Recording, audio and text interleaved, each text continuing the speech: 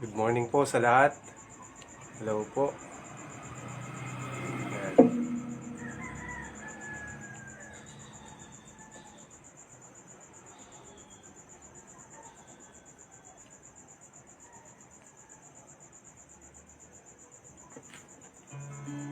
Magandang umaga po sa lahat. Purihin ang Panginoon. Purihin ang Diyos. Awit po tayo sa Panginoon. Salamat sa umagang ito, Panginoon. Hallelujah, Jesus. Glorify your holy name. Tuloy na mabuti po kayo sa aming buhay. Napakabuti po ninyo, Panginoon. Napakasagana ng inyong pag-ibig sa amin. Purihin kayo, Diyos. Awit po tayo sa Panginoon. Magandang umaga po. Blessed morning po sa lahat. Huwitin po natin kay buti-buti nyo, Panginoon.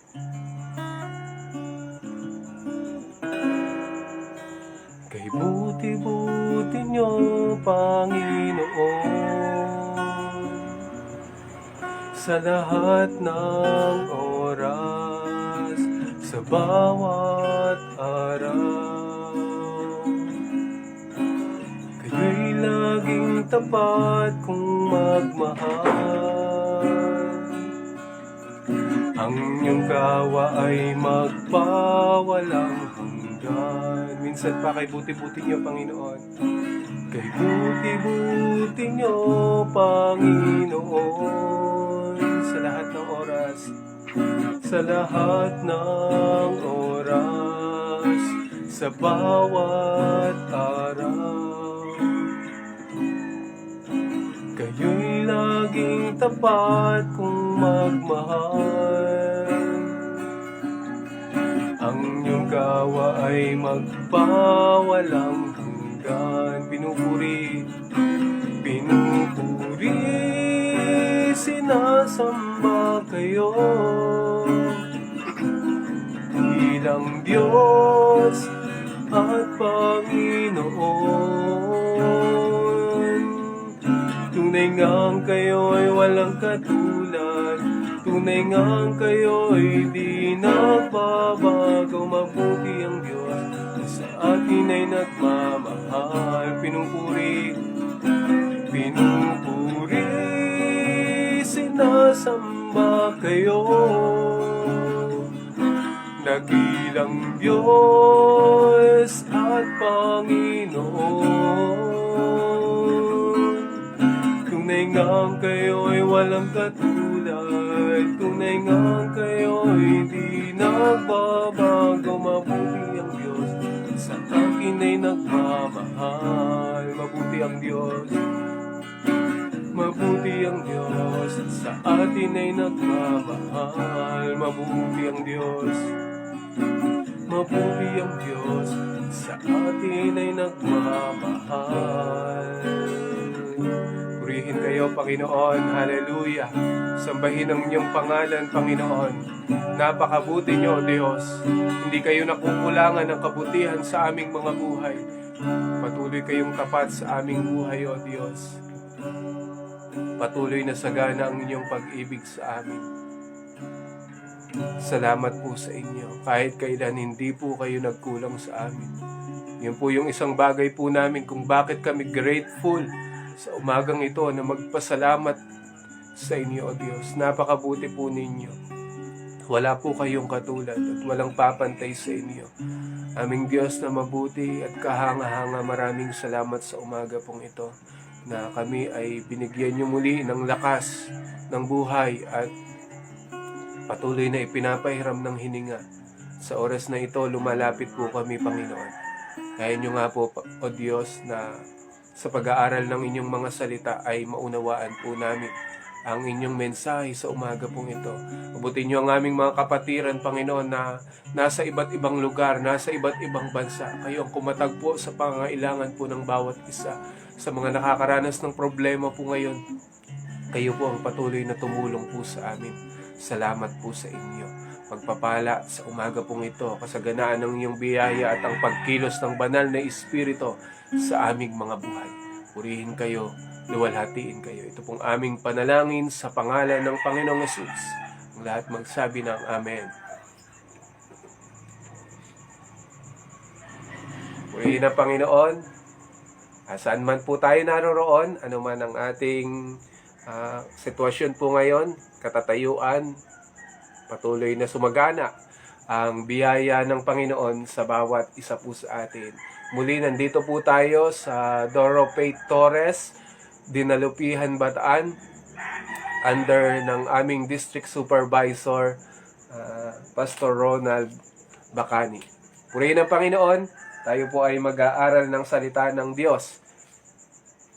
Good morning po sa lahat. Yan. Mapagpalang umaga po. Ang pag-aaralan po natin, ang bubuksan po natin ngayon, ay sa aklat po ng Genesis, chapter 2, verse 21.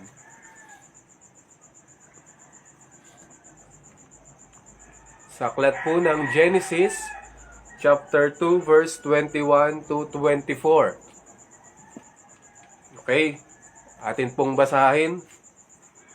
Kaya't pinatulog ng Panginoong Yahweh ang tao, samantalang nahihimbing, kinuha niya ang isang tadyang nito at pinaghilom ang laman sa tapat niyon. Ang tadyang na iyo'y ginawa niyang isang babae at dinala niya ito sa lalaki. Sinabi ng lalaki, sa wakas, narito ang isang tulad ko, laman ng aking laman, buto ng aking buto. Babae ang itatawag sa kanya, sapagkat sa lalaki siya'y kinuha. Ito ang dahilan, kaya iwan ng lalaki ang kanyang ama't ina, nagsasama sila ng kanyang asawa, at sila'y nagiging isa. Ulitin po natin sa verse 24. Ito ang dahilan, kaya iniiwan ng lalaki ang kanyang ama't ina, nagsasama sila ng kanyang asawa, at sila'y nagiging isa. Yan.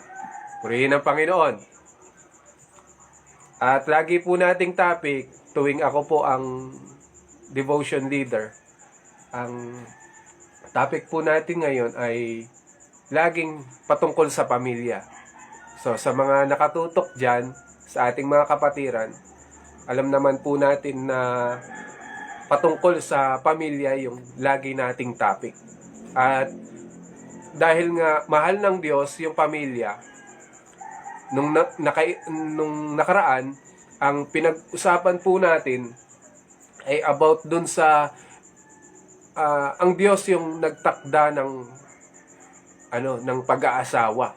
At in fact, ang Diyos yung nag-ordain yan. Kaya naman, patuloy nating ginagalang yung ganyang bagay, yung pag-aasawa. At marami nga yung mga failure sa pag-aasawa. Sino po kaya marahil dito sa atin yung failure sa pag-aasawa? Alam nyo po, maraming mga tao ang mga mag-asawa, babae man o lalaki, na may reklamo patungkol sa kanilang asawa. Amen? Sobrang dali na lang sa panahon ngayon ng salitang pag-aasawa. Pero ang sabi ng matatanda, kakaiba yung panahon ngayon. Sa mga sa mga may edad na po dito, meron po bang may edad dito na nanonood? Yung sabi ng matatanda, kakaiba yung panahon ngayon. Kasi nung dati kapag nanliligaw daw sila, ayon na rin ito sa kwento po ng matatanda po nating kakilala, mga kamag-anak. Kapag nanliligaw ka daw dati, ang tagal mong mahawakan, mayakap, yung sinisinta. 'Di ba nung dati ang panahon ay kapag ka ikaw ay nanligaw, nako, katakot-takot na hirap. Ang sabi nga sa isang awit, o pag-ibig, Pag pumasok ka sa puso ni numan, hamakin ng lahat, masunod ka lamang. O kay hirap, sadyang kay hirap, ang humarap sa isang dilag at manligaw. Dati, ganun po yung nangyayari. Hindi mo mahawakan. Kasi minsan, pag nahawakan mo lang daw dati, pwede nang ikasal. Meron nang iniisip yung mga matatanda na magsama na kayo. O baka meron nang nangyari sa inyo kaya kayo naghahawakan. Ang tawag doon ay conservative style of living. Conservative style of living. Yan, pag-uusapan po kasi natin kung bakit natin binasa yung verse kanina. Dahil nga po marami ang failure, marami ang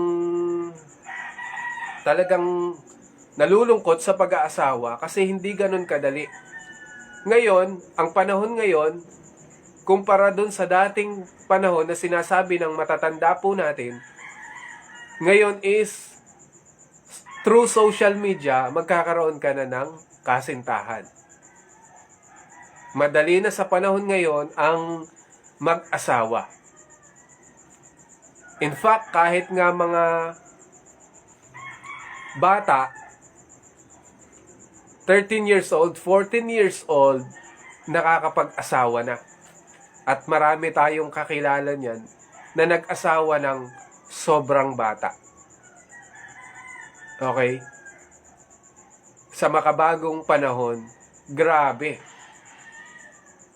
Yung pag-aasawa is napakadali. At tuloy yung nangyayari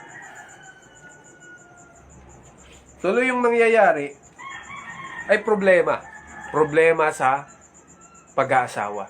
Kami po ay nakasama sa group na usapang mag-asawa sa Facebook. So na ilang libo yata yung doon, yung member ng Facebook na yon, Facebook group na usapang mag-asawa. Kung mapapansin natin doon, kung kasama kayo sa group na yon, sobrang daming araw-araw ng problema. Patungkol pa lang yun sa pag-aasawa. Yan, yung about marriage. Kasi dito na tayo nagkakaproblema. Kaya nga sinasabi sa ikakasal na hindi ito katulad ito ng mainit na kanin na kapag ka sinubo mo, pinasok mo sa iyong bibig, hindi mo pwede itong iluwa. Amen? Yan yung katotohanan ng buhay. At sa maraming mga kwento na kahit na mga Kristiyano is mga naghihiwalay pa. Meron po ba kayong ganon? Na kahit na mga Kristiyano na, mga naghihiwalay. Kung sa Kristiyano, merong ganon na nangyayari, how much more sa mga unbeliever? Kaya ang sinasabi nila, tuloy, kala ko, mabait ka. Nung naging asawa na kita, nakita ko yung tawag dito, yung ugali mo, yung tunay na kulay mo. Siman ka pala. Simanloloko ka pala. Doon na pagtanto o naunawaan o nalaman yung tunay na ugali ng asawa nung napangasawa niya na. Kaya sa mga kabataan po dyan, hindi ganun kadali yung pag-aasawa. So, kailangan kilalanin mo muna siya. Kilalanin mo yung background niya. Hindi basta-basta ito ay pagpasok agad sa mabilis na dahil nga wala na sa panahon. O nasa edad ka na. Tapos, dahil sa kagustuhan mo mag-asawa, sige, kahit hindi pa kalooban ng Lord. Kaya nung panahon na buhay pa ang Pastor Paul, marami nga nagtatanong sa kanya, Ano nga ba po yung kalooban ng Diyos? Sino nga ba po yung kalooban ng Diyos sa akin? So napakaraming nagtatanong daw sa kanya nun. Pero sa mga kabataan, maunawaan natin na hindi biro-biro ang salitang pag-aasawa. Kasi kahit mga Kristiyano na, is naghihiwalay pa. So meron din po tayong mga kilala po niyan. Kaya, how much more sa mga unbeliever. Okay, dito po tayo. Kaya tuloy, pagka mali yung pag-aasawa, nagwawakas tuloy sa hiwalayan, sa dusa at hirap at pasakit. Kaya sinasabi ng babae o ng lalaki, sobrang hirap ko sa'yo, sobrang pasakit ang nararanasan ko sa'yo, sobrang pagtitiis yung nararanasan ko sa'yo. Bakit? Kasi nga, maaring mali ang pag-aasawa o mali yung style of living po ninyo. Alam nyo, mahal na mahal tayo ng Diyos. Kailangan magpakaligaya tayo sa Panginoon. May mga tagpo talaga na magiging disappointed tayo. Na madidisappoint po tayo sa pag-aasawa. Kahit na mga Kristiyano na is nagkakaroon ng problema. Dahil ito ay opposite, magkaibang tawag dito ugali, pananaw, prinsipyo. Ngayon, ang kailangan ng gawin is mag-adjust. Pero, makakayanan yan sa tulong ng Panginoon kasi pinagsama kayo ng Panginoon. Ang sabi sa ating binasa, yan, bago yun.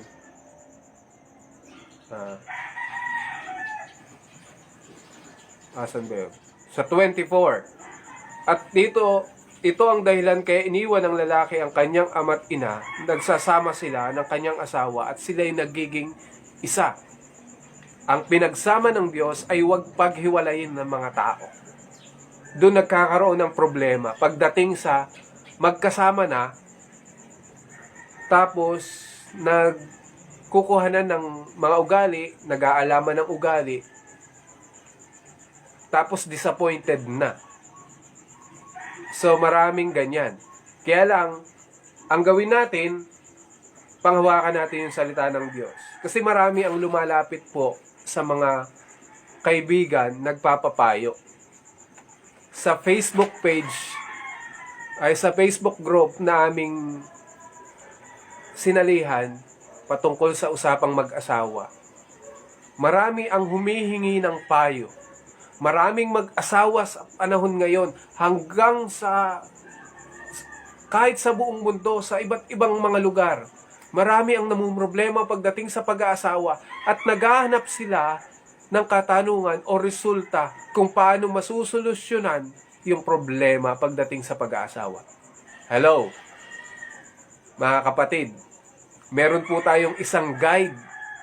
Ito yung guide ng pag-aasawa. Ang salita ng Diyos. Kung sino-sino yung nilalapitan natin. So, hindi masama kapag lingkod ng Panginoon na pwede po nating lapitan. Yung kakilala natin na talagang nandun yung kaloob na binigay sa kanya ng Panginoon para mag-ayos ng relasyon. Kaya lang marami ang lumalapit sa ibang tao na ang tuloy ng ang payo nila. Hiwalay na kayo.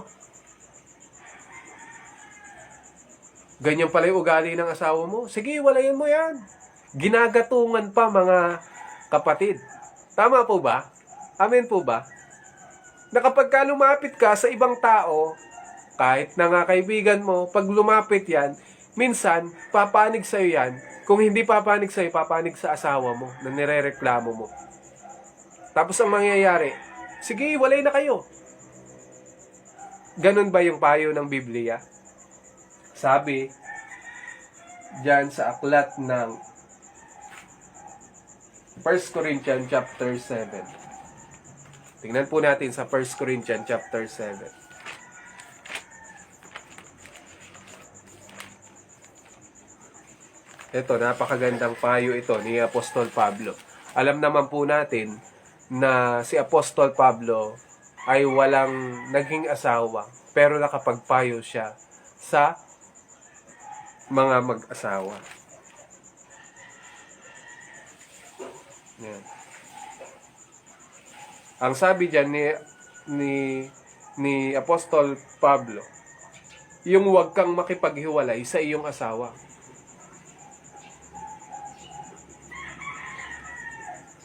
Sa mga may asawa, sa 1 Corinthians chapter 7 verse 10. Sa mga may asawa, ito ang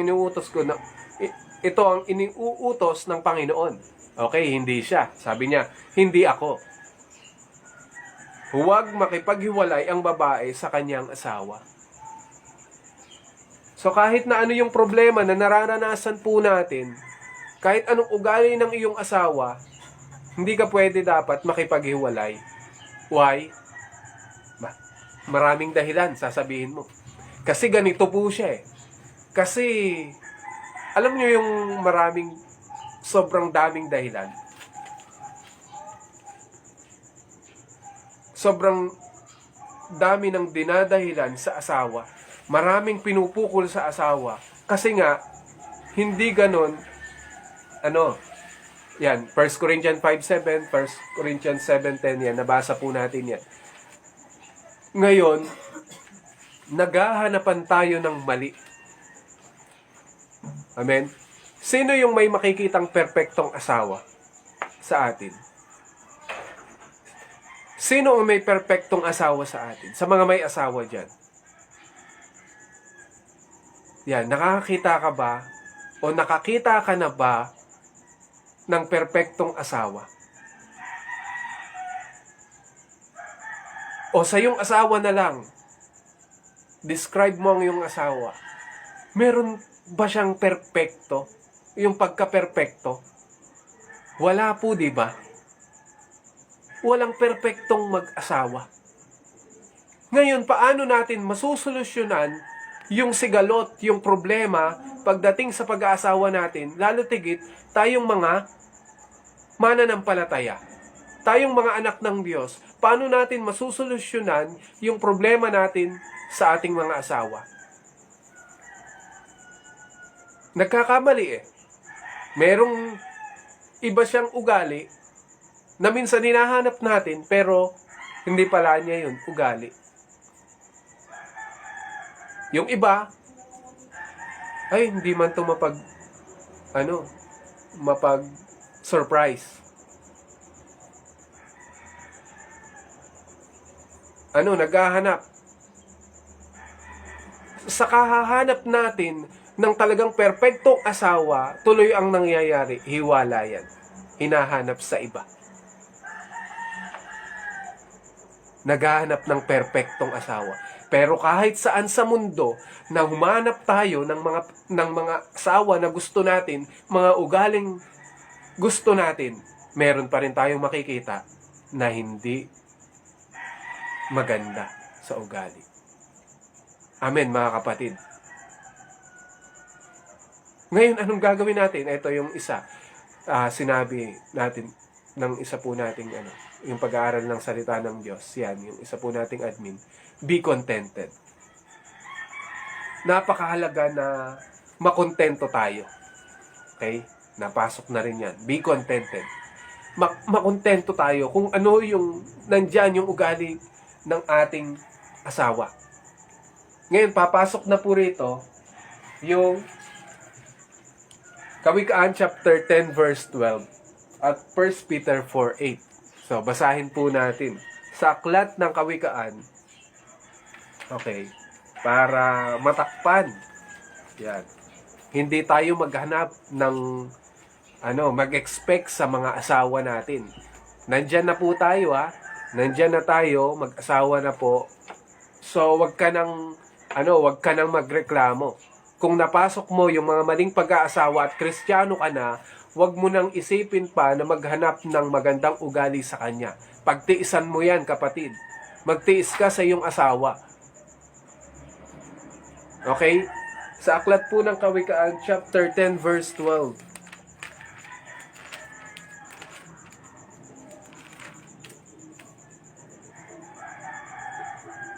Ang sabi diyan, sari-saring kaguluhan ang bunga ng kapuotan. Ngunit ang pag-ibig ay pumapawi sa lahat ng kasalanan. Kaugnay po niyan yung 1 Peter chapter 4 verse 8. Ang ulitin po natin dito sa Kawikaan chapter 10. Yan verse 12. Sari-saring kaguluhan ang bunga ng kapuotan. Ngunit ang pag-ibig ay pumapawi sa lahat ng kasalanan. Tapos babasahin po natin diyan sa 1 Peter chapter 4 verse 8 na magkaugnay. 1 Peter chapter 4 verse 8. Yan. Higit sa lahat, magmahalan kayo ng tapat sapagkat ang pagmamahal ay pumapawi ng maraming kasalanan. Amen. So pumapawi ng maraming kasalanan, ibig sabihin yun, yung pag-ibig, so kung singit ko lang po ito, na kung yung pag-ibig mo, yung damdamin mo, yung pinagana mo sa iyong asawa, maghahanap ka. Titingin ka sa mga mali niya. Pero kung yung pag-ibig ng Diyos, yung tumatakip, na message na po natin dati ito, yung pag-ibig ng Diyos, yung tumatakip dun sa mga kamalian ng iyong asawa, kontento ka. Okay? Hindi ka na maghahanap ng iba. Hindi na tayo maghahanap ng mabuting katangian dun sa iba na hinahanap natin sa ating asawa. Okay? Lahat tayo madidisappoint. Lahat tayo merong minsan hindi pagkakaunawaan. May mga bagay tayo na ano tayo, opposite sa ating asawa. May mga ugali tayo na magaganda tapos sa asawa natin hindi. Meron naman yung asawa natin na may magandang side pero minsan wala po sa atin. Yun bang tipong hinahanap mo sa iyong sarili? Kaya importante ito. Yung pag-ibig na yan, hindi yung pag-ibig na panglaman, yung sarili mong damdamin. Okay? Yung pag-ibig na yon is nagbubuhat sa Panginoon at tatakpan yan yung mga kamalian ng iyong asawa para kang nakapiring at ang yung mga mata ng Diyos yung nandoon. At nakikita mo yung kabutihan ng Diyos. Yung pag-ibig ng Diyos na kahit tayo inibig tayo ng Diyos, inunawa tayo ng Diyos, nagsakripisyo ang Diyos para sa atin. Ganon yung pag-ibig ng Diyos. Sa 1 Corinthians chapter 13, yung pag-ibig ng Diyos, maraming sakop yan. Nang umuunawa, umiintindi sa kapwa, sa iba, sa marami. Ang pag-ibig ng Diyos ay hindi magagalitin, hindi nagtatanim ng kapuotan. Okay? Tingnan po natin. Ito yung pag-ibig talaga ng Diyos na makikita po natin. So, kung naghahanap ka ng mga bagay-bagay na wala sa iyong asawa, tingnan po natin. Laging nagpapaalala ang verse na ito. Sa aklat po ng Unang Korinto, chapter 13, verse 4. Ang pag-ibig ay matyaga, magandang loob. Matyaga. Pagtyagaan mo ang iyong asawa. Magandang loob. Hindi maiinggitin, hindi mayabang, ni mapagmataas man. So, hindi ka pwedeng maging mayabang sa iyong asawa. Na kung ikaw ay kumikita, ikaw ay merong talino, mas matalino ka sa iyong asawa, huwag kang magmayabang. Huwag kang magmalaki. Amen. Hindi magaspang ang pag-uugali. Hindi makasarili. No? So, wag kang selos ng selos. Wag kang tawag dito. Yung paranoid lagi. Okay? Hindi magagalitin o mapagtanim ng sama ng loob sa kapwa. Hindi natutuwa sa masama, sa halip nagagalak sa katotohanan. Ang pag-ibig ay mapagbata, mapagtiwala, puno ng pag-asa at nagtitiyaga hanggang wakas. Yun yung pag-ibig ni Kristo. Yun yung pag-ibig ng Diyos sa atin. Ngayon, kung naghahanap tayo ng mga mali, kasi nga, damdamin mo sa sarili mo, naghahanap ka ng mali sa iyong asawa, hindi yan galing sa Panginoon. Sumbat ka ng sumbat. Diba kapag paano mo malalaman na ang pag-ibig mo ay nagbubuhat sa Panginoon? Hindi ka nanunumbat. Hindi ka naghahanap ng ng mga mali. Kasi ang tumatakip sa yung mga mata, sa naked eye po natin na to, ang tumatakip dyan ay yung pag-ibig ni Kristo. Kung papaano tayo inibig ni Kristo, kung papaano tayo minahal ng Diyos ng gayon na lamang, ganun din yung gawin mo sa iyong asawa. Gayon na lamang yung pag-ibig mo sa iyong asawa. Amen. Kasi inibig tayo ni Kristo. Ngayon, paano nagmamanifest yung pag-ibig ni Kristo sa atin? Ang pag-uusap na ito ay patungkol sa mag-asawa. No? Kung ikaw ay tawag dito, kung ang damdamin mo yung umiiral, mawawala yun. Kasi pag-ibig nga ni Kristo, magmamanifest sa iyong asawa. Kaya wala nang hiwalayan na mangyayari. Wala nang hanapan ng mga mali. Wala nang sumbatan sa mag-asawa. Bakit? Kasi yung pag-ibig ni Kristo, yung tumatakip sa inyo. Amen? Kaya magiging sweet kayo. Kaya mas magiging, tandem kayo sa gawain ng Panginoon. Mas magiging ayos kayo. Kung unbeliever man yan, pagtiisan mo kapatid. Kung hindi pa yan mananampalataya, kung puro bisyo pa yan, kung puro sakit sa ulo mo, yung asawa mo, pag-ibig ni Kristo yung tumakip sa'yo. Amen. Sobrang napakaraming problema when it comes marriage. Marriage. Yan. Yung pag-asawa. Amen. Huwag ka nang manumbat sa iyong asawa. Kasi ang Diyos hindi man nanunumbat sa atin, di ba? Kaya napakabuti ng Panginoon. Medyo maiksi nga lang. So, medyo may katagalan din ako patungkol po dito. Pero maiksi lamang yung ating pag-aaral. Nawais. Sa simpleng pag-aaral na ito ay maunawaan natin . Ang pamagat po pala nito, nalimutan ko pa. So, ang pinamagatan ko siya, pinagsama upang lumigaya. Okay? Paumanhin po hindi ko nasabi kanina. Yung title po natin, pinagsama upang lumigaya. Hindi magdusa. Hindi ka nilagay ng Diyos dyan para magdusa. Kasi inibig ka ng Panginoon. Amen? Hindi ka nagdudusa. Nagtitiis ka. Yung pagtitiis na yon is nagbubuhat sa Panginoon. Yung pag-ibig na naranasan mo sa Panginoon, ganun din yung pag-ibig na ipinapadama mo sa iyong asawa. Kaya magsasama kayo ng masaya. Magsasama kayo ng maligaya. Hindi puro pasakit. Kung ikaw, makikisama ka sa iyong asawa, kung ikaw yung mananampalataya, makikisama ka sa iyong asawa na maligaya ka. Hindi dusa yung sinasabi mo.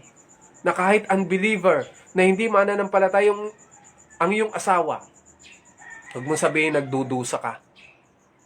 Nagtitiis ka ng sobra-sobra, pasakit yung nararanasan mo. Hindi. Yan. Inilagay ka dyan ng Panginoon para ipadama mo yung pag-ibig ni Kristo. Na minsan isang araw makikita mo na lang na yung asawa mo magyayaya. Sama nga ako dyan sa inyo. Sama nga ako dyan sa iyo. Bakit? Kasi nakikita yung pag-ibig ni Kristo. Na kapag niyayakap mo siya, na magkatabi kayo, nararamdaman niya yung pag-ibig ni Kristo. Kapag nakikipag-usap ka sa Kanya, nararamdaman niya yung pag-ibig ni Kristo. Minsan isang araw na lang kapatid, kasama mo na ang iyong asawa sa gawain. Lalaki ka man, babae ka man, nanay ka man, tatay ka man, mami ka man, daddy ka man. Minsan isang araw, may resulta ang lahat ng iyan. Yung pag-ibig na pinapadama mo sa iyong asawa, na kahit hindi mananampalataya, magkakaroon ng resulta yan. Amen? Pagpalain ng Panginoon yung pagsasama po natin. Ayaw ng Diyos ng hiwalayan. Maraming talata sa Biblia na nagsasabi, huwag ka makipaghiwalay. Kahit na ganid sa pera ang iyong asawa, mukhang pera ang iyong asawa, o mukhang madaldal ang iyong asawa, o madamot ang iyong asawa, huwag kang makipaghiwalayan. Huwag kang makipaghiwalay. Amen. I-cover yan ng Diyos, yung mga mata mo. At walang mangyayaring hiwala yan, kapatid. Walang mangyayaring sigalot na away na minsan public na away pa. Amen. Kaya salamat na lang. Tama yung sinabi po ni Eileen. Yan. Eileen Malaborbor. Salamat po sa Panginoon sa pag-ibig. Salamat sa pag-ibig ng Diyos sa atin. Na kung wala yung pag-ibig ng Diyos, hindi natin kaya yung mga bagay na yan. Amen? Purihin ng Panginoon. Nawa, pagpalain ng Diyos sa mga mag-asawa. Pagpalain tayo ng Diyos. Sa mga kabataan dyan, pagpalain nawa ng Diyos ang pag-aasawa natin. At di humantong sa hindi maganda yung time na mag-asawa ka na. Okay? God bless po sa lahat. Tayo po ay manalangin. Ama naming Diyos na may akda ng pag-aasawa, kami ay lumalapit po sa inyo. Concerned po kayo sa amin na maging maayos yung mga pagsasama ng mga mag-asawa. At ito po ay talagang concerned po kayo, naisin po ninyo ito. Na lumigaya po kami bawat isa. Aming Diyos, salamat sa inyong mensahe ngayong umaga. Napakabuti po ninyo. Hinahangad po namin na mangyari nawa ang inyong kalooban. Mangyari nawa ang inyong kalooban sa amin. Salamat po ng marami. Pagbuklorin nyo ang mga mag-asawa, Panginoon. Lord, kung ito man yan ay parehas Kristiyano na mayroong hindi pagkakaunawaan, pagbuklorin nyo po sila, Panginoon, matakpan ang kanilang mga mata ng pag-ibig po ninyo. Kung mga unbeliever naman ang asawa po nila, tulungan nyo po sila na ang pag-ibig po ninyo, ang pagtitiis na nagmumula po sa inyo, ay maranasan po nila. Minsan isang araw magkaroon ng resulta ng pag-ibig na pinapadama po nila. Kaya ang pag-ibig po ninyo at maramdaman po ito ng kanilang kabiyak, ng kanilang asawa. At minsan isang araw kasama din po nilang maglilingkod sa inyo. Amin po itong dinideklara. Kung may asawa dito na hindi pa mananampalataya, hindi pa believer, hindi pa manggagawa, tulungan niyo po, Panginoon, na maranasan po nila ang pag-ibig po ninyo sa magitan ng pagpapakita po namin ng pag-ibig po ninyo. Salamat po ng marami. Umaasa po kami, Panginoon, na magiging maayos sa susunod na sandali yung mga mag-aasawa. Salamat po sa inyo. Pagpalain niyo ang mga kabataan na mag-aasawa din, O Diyos. Hayaan po ninyo maging matalino po sila at umayon sa salita ng Diyos. Purihin kayo sa umaga pong ito. Salamat sa pag-asa. Salamat sa kaaliwan ng banal na Espiritu sa umagitan ng inyong mga salita. Purihin kayo, luwalhatiin kayo, dakilain ng inyong nag-iisang pangalan ng Panginoong Hesus. Sa pangalan ng Panginoong Hesus, ang lahat magsabi ng Amen. Purihin ang Panginoon.